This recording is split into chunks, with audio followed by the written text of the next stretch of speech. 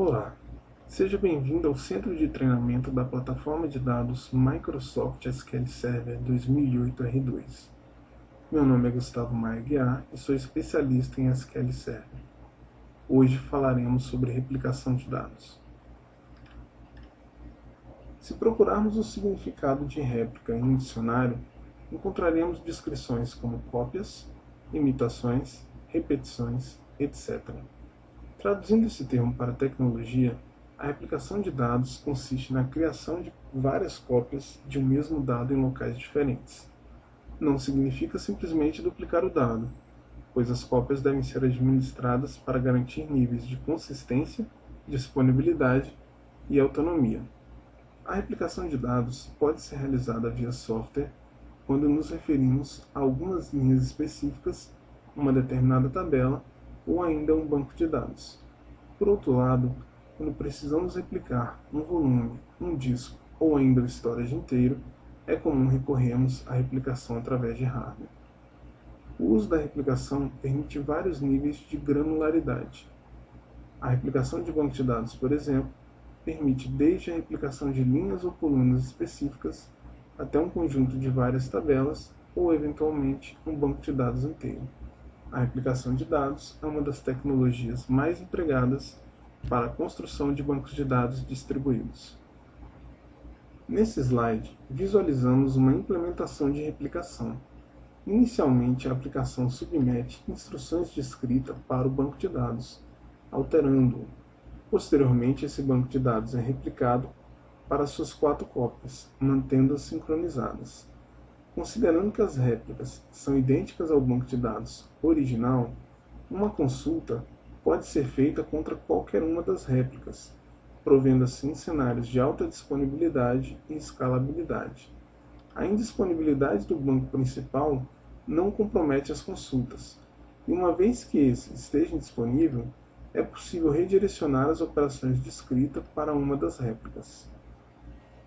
A replicação possui algumas aplicabilidades, dentre as quais destacam-se: prover disponibilidade do dado em outros sites, no caso da queda do site principal, conforme demonstrado no slide anterior. Diminuir a contenção em um único site, uma vez que o dado em múltiplos sites evita a concentração de acesso. Possibilitar o processamento paralelo distribuído entre os sites. Melhorar o desempenho aproximando o dado do seu consumidor, evitando assim atrasos na transmissão em links considerados lentos.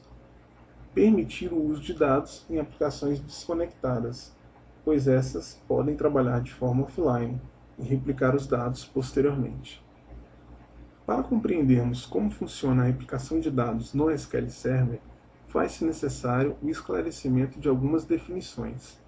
Editor é o site onde os dados nascem e, normalmente, para onde as aplicações apontarão suas instruções de insert, update e delete. Assinante é o site que recebe os dados replicados a partir do editor. Autonomia, capacidade de um site funcionar sem depender de outros sites. Latência, o tempo de atraso de um dado presente no assinante em relação ao seu editor. Frequência de atualização, intervalo em que os dados do editor são repassados ao assinante. O SQL Server possui várias implementações e variações de replicação. Nessa apresentação, iremos nos ater às implementações básicas. São elas a replicação snapshot, a replicação transacional e a replicação merge. A replicação snapshot tem as seguintes características: envia sempre todo o conteúdo das tabelas replicadas, é a replicação mais fácil de se configurar, e o conceito da replicação snapshot servirá de base para outras replicações. Vamos supor que exista uma tabela de clientes com as colunas CPF e saldo na matriz. Às 15 horas, os agentes de replicação irão replicar todo o conteúdo dessa tabela para a filial, finalizando às 15h30. Às 16 horas é atualizada uma única linha, mas como a natureza da replicação snapshot é replicar todo o conteúdo, todos os dados serão enviados, finalizando às 17 horas. A replicação snapshot possui alguns cenários de aplicabilidade: baixo volume de dados a ser replicado, alta latência, ou seja, um atraso significativo entre os dados do editor e os dados do assinante, atualizações pouco frequentes no editor, grande volume de atualizações em um período específico. Por exemplo, em uma única hora do dia, são feitas várias atualizações na tabela, e a mesma não sofre alterações durante o resto do dia. A replicação snapshot deve ocorrer após as atualizações. Algumas considerações sobre a replicação snapshot: baixo overhead nos períodos de latência, e ela não exige nenhuma alteração na estrutura dos objetos. A replicação transacional envia todas as transações desde a última sincronização, ou seja, somente o que mudar, e não todos os dados novamente. Pode ser sincronizado de forma contínua, ou seja, o dado é transmitido logo após ser atualizado no editor. Pode necessitar de uma fotografia adicional, que normalmente é requerida para equalizar os sites. Possui variações para cenários de maior complexidade, como Updatable Subscriptions, Immediate Updating Subscribers e a Peer-to-Peer Replication. Nesse exemplo, às 15 horas, a tabela é replicada do site principal para o site secundário, e às 15h30 as mesmas estão sincronizadas. Às 16 horas, a aplicação envia uma atualização para o site principal, mudando o site de 3.000 para 4.000 no segundo registro. Logo em seguida, o registro é replicado para o site secundário, e às 16h05, ou seja, 5 minutos depois, ambos os sites estão sincronizados.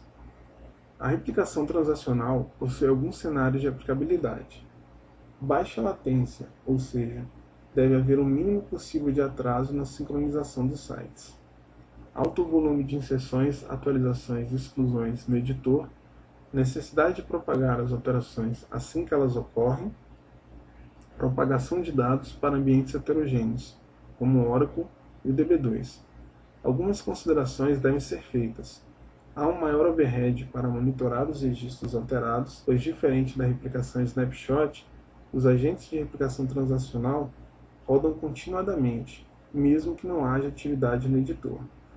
As tabelas devem ter no mínimo chave primária, e a impossibilidade de replicar irá encher o log de transações, ou seja, um eventual problema de comunicação entre o editor e o assinante pode aumentar o arquivo LDF rapidamente, até que a comunicação seja restabelecida ou a replicação seja quebrada. A replicação merge permite que múltiplos sites atualizem os dados, ou seja, todos os sites atualizam e recebem atualizações dos outros sites. Uma vez que haja atualização simultânea em mais de um site, é possível que dois sites atualizem os mesmos dados, gerando assim um conflito. A replicação merge é a replicação mais preparada para permitir atualizações em múltiplos sites que possam envolver conflitos. Ela faz com que todos os sites envolvidos terminem com o mesmo conteúdo. Também possui adaptações para utilizar a internet como rede de comunicação, utilizando protocolos HTTP e HTTPS. Nesse exemplo, há dois sites autônomos chamados Asa Sul e Asa Norte, com a mesma cópia dos dados. Às 16 horas, o primeiro registro é atualizado no site Asa Sul, mudando o valor do saldo para 6.000. Às 16h15, o terceiro registro é atualizado no site Asa Norte, mudando o saldo para 2.000. Em virtude da autonomia, cada site fez sua atualização sem depender da disponibilidade do outro site. Às 16h30, os agentes de replicação rodam, enviando as atualizações do site Asa Sul para o site Asa Norte e vice-versa.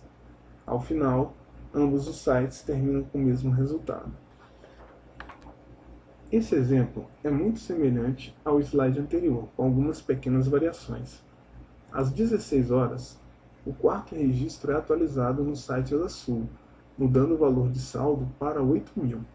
Às 16h15, o mesmo registro é atualizado no site Asa Norte, mudando o valor do saldo para 7.000. O mesmo registro foi atualizado em sites diferentes. Nesse primeiro momento não há problema, pois os sites têm autonomia e não houve ainda a sincronização. Às 17 horas, os agentes de replicação sincronizam os sites e um conflito é detectado. Os agentes consultam então as regras de resolução de conflito e identificam que o maior saldo deve prevalecer. Dessa forma, a atualização do site Asa Norte é revertida e o saldo passa para 8.000, conforme o site Asa Sul. Vale a pena lembrar que as regras de resolução de conflitos são customizáveis, deixando o projetista à vontade para definir como tratá-los. A replicação mesh possui alguns cenários de aplicabilidade. Alta necessidade de autonomia, ou seja, todos os sites podem atualizar os dados. Os sites estão desincronizados na maior parte do tempo. Cada site é responsável por um pedaço dos dados. Necessidade de processos de resolução de conflito de alto nível. Algumas considerações. As tabelas terão seu esquema alterado, pois é necessário que as mesmas tenham uma coluna Unique Identifier marcada com a propriedade RuGID. A baixa latência aumentará muito o overhead, pois quanto menor for o atraso entre os sites, maior será o esforço para manter os sites sincronizados. A alta latência dará margem a inconsistências, caso haja mais de um autor de dado, ou seja, mais de um site atualizando os mesmos registros. Aqueles que se interessarem pelo assunto replicação de dados com SQL Server podem pesquisar nas seguintes referências.